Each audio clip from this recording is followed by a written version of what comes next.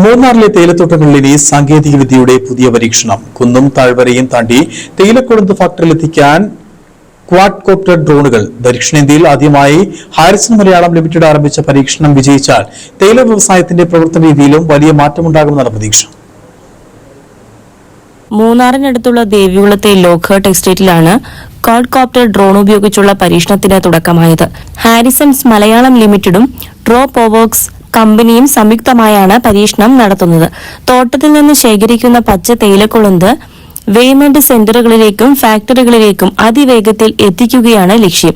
ദുഷ്കരമായ ഭൂപ്രകൃതിയുള്ള തേയിലത്തോട്ടങ്ങളിൽ തൊഴിലാളികളുടെ ജോലിഭാരം കുറയ്ക്കുക, ഗതാഗതത്തിന് വേണ്ട സമയം ലാഭിക്കുക, അതോടൊപ്പം കമ്പനിയുടെ ഉൽപാദനക്ഷമത വർദ്ധിപ്പിക്കുക എന്നിവയാണ് പദ്ധതിയിലൂടെ ലക്ഷ്യമിടുന്നത്.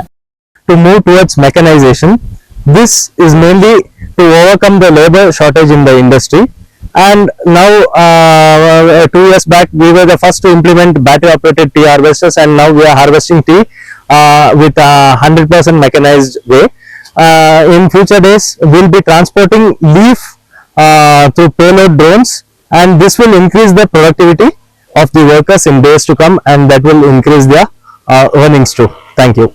നിലവിലെ പരീക്ഷണം വിജയകരമായാൽ കൂടുതൽ ഭാരം വഹിക്കാൻ ശേഷിയുള്ള ക്വാഡ്കോപ്റ്റർ ഡ്രോണുകൾ എത്തിക്കാനാണ് കമ്പനിയുടെ തീരുമാനം.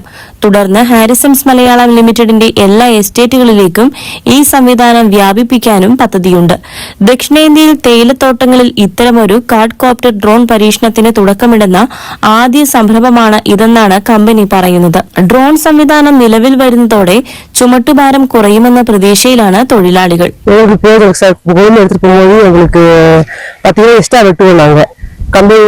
கம்பெனினால எங்க எடுத்து போகும்போது கூட பாத்தீங்கன்னா ஒரு நெல்ல போகும் 100 வரை சேர்த்து வெட்டி கொண்டு வந்துருவோம்.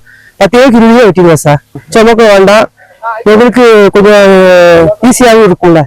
പരീക്ഷണത്തിന്റെ ഫലങ്ങൾ വിലയിരുത്തിയ ശേഷമാകും പദ്ധതി കൂടുതൽ എസ്റ്റേറ്റുകളിലേക്ക് വ്യാപിപ്പിക്കുന്ന കാര്യത്തിൽ അന്തിമ തീരുമാനം എടുക്കുക. സാങ്കേതിക വിദ്യയും തേയില വ്യവസായവും കൈകോർക്കുന്ന ഈ പരീക്ഷണം മേഖലയ്ക്ക് പുതിയ വഴിത്തിരിവാകുമോ എന്നതാണ് ഇനി ഉറ്റുനോക്കപ്പെടുന്നത്. News bureau, Adimali.